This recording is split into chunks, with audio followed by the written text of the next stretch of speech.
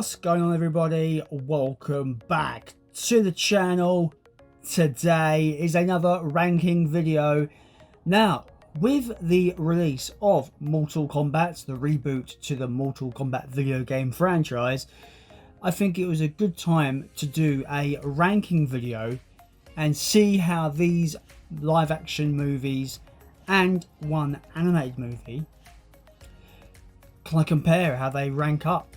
I thought it'd be a good idea to do this video now, as the new movie is quite fresh on my mind and fresh on everybody's minds, and it is been very divisive, I think, in the movie community and in the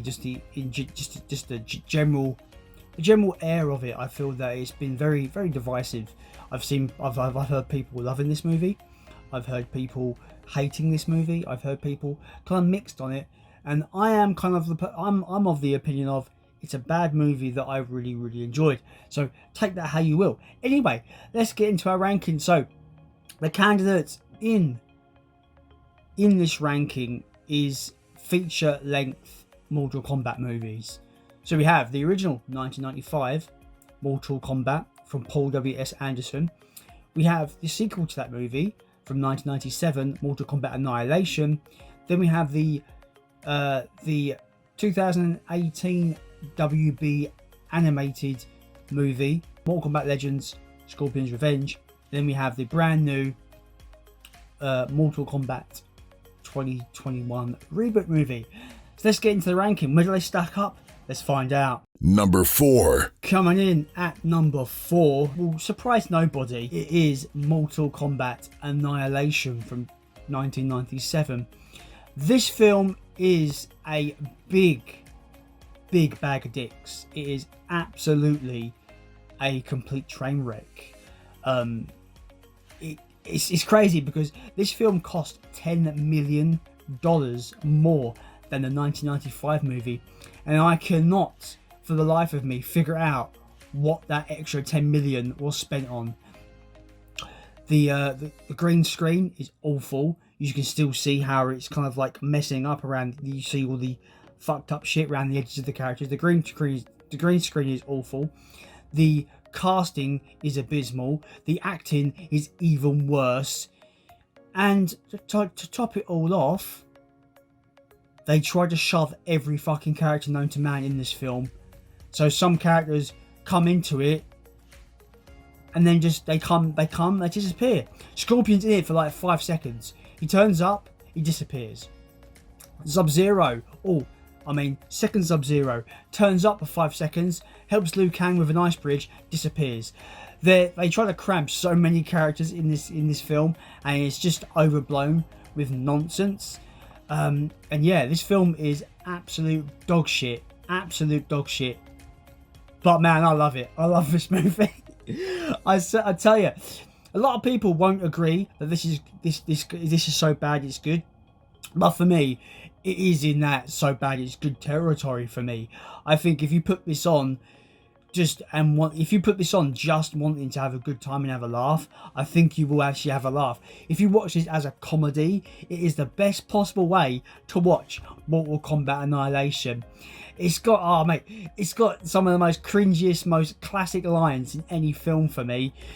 Like, fucking Shao Kahn turns up in his bloody throne room and his dad's there. He's just like, the attack on Earthrealm has begun, and it is glorious. It's such a bad line, but it's so good. It's so bad, but so good. I love it. Like fucking, Sindel. What a bad casting that was. Like when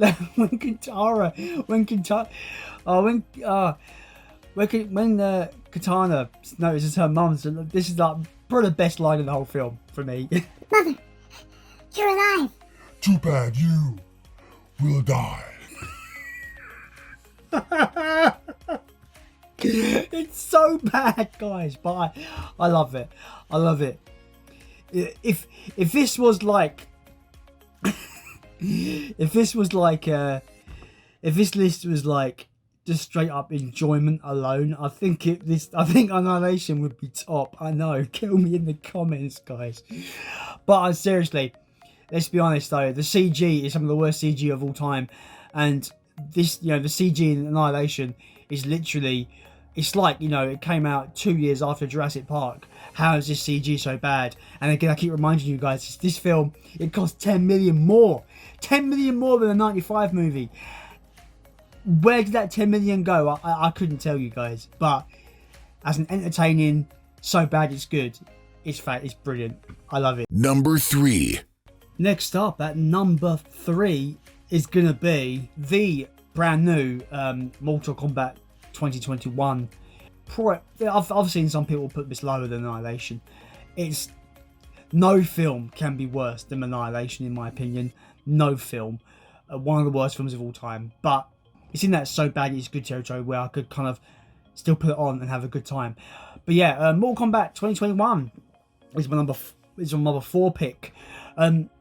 Yeah, like I said, this is a bad movie that I really enjoyed. I think it has a lot of good, but it also has a lot of bad in it, and it kind of makes it really difficult to recommend, especially where I've seen so much mixed on this, where Mortal Kombat fans hated it, some Mortal Kombat fans really enjoyed it, regular fans hated it, regular fans fairly enjoyed it. So it's got a very, very mixed opinion on it. I enjoyed it a lot, but there's a lot of problems with this film. I think Cole Young as a character is an unnecessary character. I think the actor they chose to play him is woefully miscast. So many elements. The fact that the movie does not have a tournament is a big problem, I think, in this movie. The narrative is bare bones and barely exists, and it is in desperate need of a sequel to flesh out more of this story and this world. It has a lot of problems, but again, I'm going to get the Blu-ray. I'm going to own the Blu-ray. I enjoyed it. But when it concerns the Mortal Kombat movies, this film is just, it's just not as good as the other next two, in my opinion. I don't think I like it as much as the next two. But I still enjoyed it. Number 2. Coming in at number 2 is going to be the original 1995 Mortal Kombat, directed by Paul W.S. Anderson. I've got a lot of nostalgic love for this movie. It's got that wonderful 90s cheese that you just love when you got these big budget kind of Hollywood movie. Now this film has, there's a lot to like in this movie. I think it gives us a more kind of cool look at the Mortal Kombat world compared to the 2021 reboot movie. I think some of the casting is really good. I think the guy who plays Liu Kang is excellent. I think his name's Robin Chow. I could be wrong there, but when I think Liu Kang, his face comes to mind straight away. I really like Johnny Cage in this movie. He's really entertaining. And I just think the actor's pretty good. The fact that they give us fairly unknown actors, I think really helps this movie big time. So yeah, I think the trio of Liu Kang, Johnny Cage and Sonya really works in this movie. You really get that they're trying to, like, they're kind of becoming friends. They're kind of trying to, help each other out. It's a really cool movie that way. You got Raiden. Now Raiden, for me, I think Christopher Lambert, or Christopher Lambert, however you want to pronounce his name, I think he's woefully miscast as Raiden. I don't like the way he took the character into more kind of almost a cynical, sarcastic kind of character, like, the whole world is dependent on you. no thanks. That's not Raiden to me. Raiden's more stern, more serious, more understands the weight of what his Earthrealm combatants have on their shoulders, whereas Christopher Lambert Raiden doesn't seem to give a shit about the Mortal Kombat thing or his Earthrealm champions. But I just think this film is fucking entertaining as all hell. This film is one of the most entertaining video game movies of all time. Is it the best video game movie of all time? Maybe, maybe not. I really like some others as well. I like the first Resident Evil movie. I think that's decent. I like the Sonic the Hedgehog movie from 2020 was really good. Can't really answer that. Is it? I know a lot of people think it's the best video game movie of all time, but I don't think I can put it there. But yeah, Mortal Kombat 95. It's so entertaining. It's got so many great one-liners in it. Like I said, that the Raiden, the fate of millions, is dependent on you. Ha ha. Like, that line's really awful. yeah, like, Johnny Cage, that was they were $500 sunglasses, asshole. This is when you fall down. Like, there's so many good moments in this film that I just really enjoy it. I've always liked the design of Scorpion in this movie. I think the costume for Scorpion looks awesome. The only thing about Scorpion I don't like in this movie is obviously the weird kind of weird thing in his hand, which isn't a spear that he throws in the games. It's more of a weird kind of living kind of snake thing in his hand, which is a bit weird. But I mean, it's a Hollywood movie. It's going to take liberties with the story, of course, and characters. But yeah, I still really enjoy Mortal Kombat 95. I could put it on now and have a good time with it. And I think it's just a film I could recommend people. It's cheesy as fuck, proper 90s cheese in there. The fight choreography is actually really decent. The fight with Reptile is awesome, and let's not forget it as well. The fucking soundtrack is bang on. It's absolutely bang on, and it's that theme is synonymous with Mortal Kombat at this point. It really is.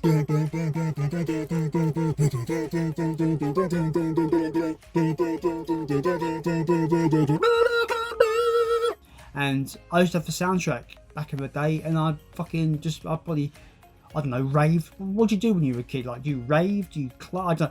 Whatever I did with that theme song, I did. Use your imagination there. Anyway, yeah, so Mortal Kombat 95 is number 2. And number 1. Number 1 for me, it's got to go to Mortal Kombat Legends Scorpion's Revenge. Yes, it's an animated movie, but I think you can get away with a lot more with animation these days. And I just think they've portrayed Scorpion so well in this movie. He's an absolute badass in this film. And there's a certain sequence where he's gone to hell or Outworld, or is he in Netherrealm? I forget. Maybe he's in Netherrealm.